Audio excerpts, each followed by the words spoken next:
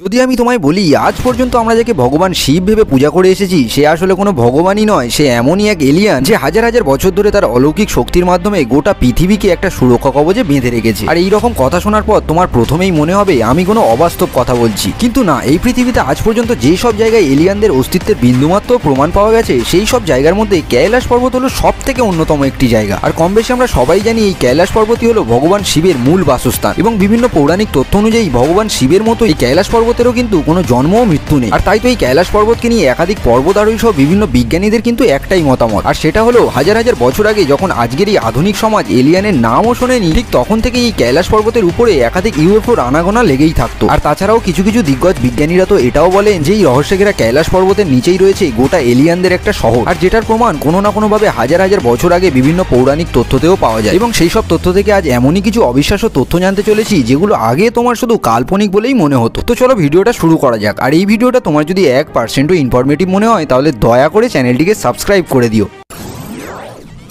দেখো, এই রহস্যময়ী কৈলাস পর্বতের রহস্য ভেদ করার জন্য তোমাকে প্রথমেই সেই জায়গায় যেতে হবে যেটা আজকের দিনে চীন দেশের অধীনে রয়েছে। নামটা হলো তিব্বত। আর কম বেশি আমরা সবাই এই তিব্বত নামটা শুনলেই একটা আধ্যাত্মিক বা ধার্মিক জায়গার কল্পনা করতে পারি। সাথেই এখানকার বিভিন্ন বৌদ্ধ গুরু সহ স্থানীয়দের মধ্যে একটা অবিশ্বাস্য ক্ষমতারও লক্ষ্য করা যায়, যেটা আজ চারটে সাধারণ মানুষের মধ্যে কিন্তু দেখা যায় না। এবং বিভিন্ন বিজ্ঞানীদের মতে এই তিব্বত হলো এমনই একটি জায়গা যেখানে হাজার বছর আগে থেকেই ভিনগ্রহী বা এলিয়ানদের সাথে সোজাসুজি সম্বন্ধ রাখার প্রমাণ পাওয়া যায়। কিন্তু আজকেকার এই আধুনিক সমাজ পোক্ত প্রমাণ ছাড়া কোনো কিছুই বিশ্বাস করে না। আর তাই তো সর্বপ্রথম 2013-তে একদল বিজ্ঞানী তিব্বত সহ কৈলাস পর্বতের সমস্ত রহস্যকে হাতে নাতে যাচাই করার জন্য পৌঁছায় তিব্বত। এবং তারপরে তিব্বতের একাধিক রহস্যময়ী পৌরাণিক তথ্যকে সামনে রেখে শুরু হয় বিভিন্ন প্রক্রিয়ায় রিসার্চ। এবং সেই সব রিসার্চ চলাকালীন বিজ্ঞানীদের হাতে পড়ে এমনই এক রহস্যময়ী শহরের তথ্য যাদের কোনো না কোনোভাবে হাজার বছর আগেও এলিয়ানদের সাথে সম্বন্ধ রাখার প্রমাণ পাওয়া যায়। নামটা হলো গুগে সাম্রাজ্য। সাথে এই গুগে সাম্রাজ্যের এমনই কিছু তথ্য সামনে আসে যার উত্তর তৎকালীন কোনো পৌরাণিক তথ্যতেও পাওয়া যাচ্ছিল না। যেমন এই গুগে সাম্রাজ্য ছিল সেই সাম্রাজ্য যেটা শুরু হওয়ার কিছু বছর পরেই এক রাতের মধ্যেই হঠাৎ করে গায়েব হয়ে যায়। আর এই রকম তথ্য সামনে আসতেই বিজ্ঞানীরা এই গুগে সাম্রাজ্যের শুরু থেকে খুব নিখুঁতভাবে রিসার্চ শুরু করে। এবং তারপরে কয়েক বছরের কঠোর রিসার্চের পরে 2016-র দিকে বিজ্ঞানীরা সমস্ত গুগে সাম্রাজ্যের খুঁটিনাটি তথ্য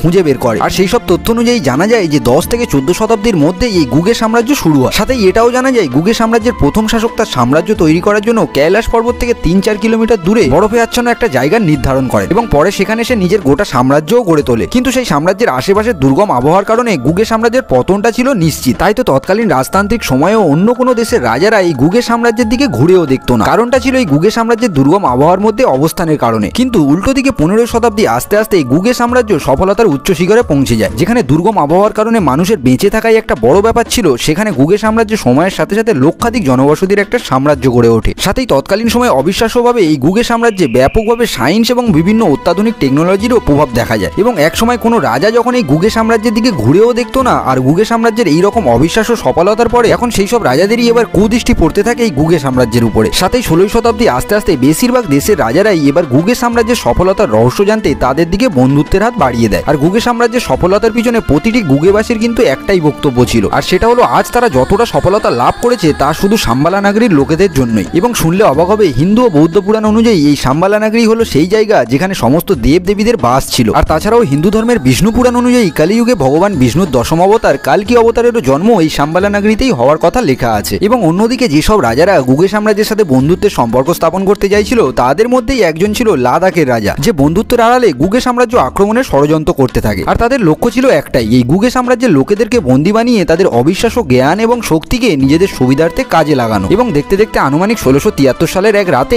হঠাৎ করে লাদাখের রাজা তার সমস্ত সৈন্যবাহিনীর সাথে গুগে সাম্রাজ্য ঘিরে ফেলে। আর এতটাই দক্ষ পরিকল্পনা মাফিক গুগে সাম্রাজ্যকে ঘেরাও করা হয়েছিল যে কোনো গুগেবাসীর পক্ষে গুগে সাম্রাজ্য ছেড়ে পালিয়ে যাওয়াটা পুরোপুরি অসম্ভবই ছিল। সাথে রাতের অন্ধকার কাটিয়ে পরের দিন কোনো রকম অগ্রিম সূচনা ছাড়াই লাদাখ রাজা গুগে সাম্রাজ্য আক্রমণ করে দেয়। কিন্তু আক্রমণ চলার প্রায় 1 ঘন্টা পরেও গুগে সাম্রাজ্যের তরফ থেকে বিন্দুমাত্র প্রতিক্রিয়া না আসায় বাধ্য হয়ে লাদাখ রাজা তার সমস্ত সৈন্যবাহিনীকে নিয়ে চারিদিক থেকে গুগে সাম্রাজ্যের মধ্যে প্রবেশ করে। এবং তারপর তারা যা দেখলো তা নিজের চোখকেও অবিশ্বাস্য মনে হবে, কারণ তারা অনেক খোঁজাখুঁজির পরেও সেই গুগে সাম্রাজ্যের লক্ষাধিক জনবসতির মধ্যে একজন গুগেবাসীরও সন্ধান পাওয়া যায়নি। যেন এক রাতেই গোটা সাম্রাজ্য সৈন্যটা কোথায় একটা গায়েবই হয়ে গেছিল। কিন্তু লাদাখ সৈন্যবাহিনীদের সেই সব খোঁজাখুঁজি চলাকালীন তারা একাধিক সুড়ঙ্গের হদিশ পায়, যা মাটির তলায় প্রায় 3 থেকে 4 কিলোমিটার পর্যন্ত চলে গেছিল। এবং শুনলে অবাক হবে, পরে পর্যবেক্ষণের মাধ্যমে জানা যায় যে গুগে সাম্রাজ্যের সমস্ত সুড়ঙ্গ গিয়ে মিশেছে কৈলাস পর্বতের ভিতরে। আর গুগেবাসীদের ছেড়ে যাওয়া তথ্য অনুযায়ী তাদের সাফল্যের পিছনে শাম্বালা নাগরি বা স্বয়ং দেবতাদেরই হাত ছিল। আর তাই হয়তো তারা আক্রমণের অগ্রিম সূচনা পেয়ে এই সমস্ত সুড়ঙ্গের মধ্যে দিয়ে গিয়ে কৈলাস পর্বতের ভিতরে শাম্বালা নাগরিতেই আশ্রয় নিয়েছিল। এবং গুগে সাম্রাজ্যের এই সব তথ্য কিন্তু একদিকেই ইঙ্গিত করে, আর সেটা হলো এই শাম্বালা নাগরি বা দেবতাদের শহর আর কোথাও নয়, গম্বুজাকৃতির কৈলাস পর্বতের ভিতরেই অবস্থিত। এবং অন্যদিকে হিন্দু পুরাণ অনুযায়ী এই কৈলাস পর্বতকেই আবার ভগবান শিবের মূল বাসস্থানও বলা হয়। আর তাই তো সমস্ত তথ্য